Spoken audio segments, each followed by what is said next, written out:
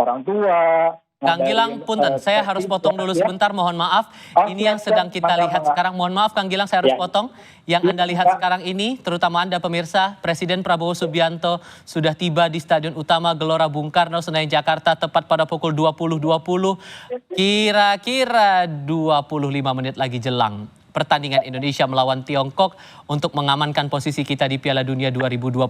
Ini menjadi lanjutan kualifikasi Piala Dunia 2026 di putaran ketiga. Ini jadi bisa dikatakan salah satu wujud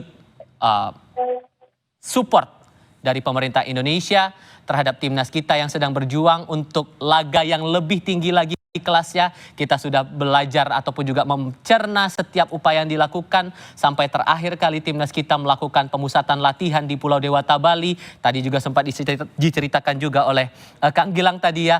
Sorry Kang, tadi saya sempat potong karena ada kedatangan dari Presiden Prabowo. Sehingga kalau dari yang saya dengar cerita Kang Gilang tadi, saat mendapatkan informasi Beckham bisa bergabung untuk memperkuat timnas kita, hal yang sudah sesuai ekspektasi, tapi dari pihak keluarga sendiri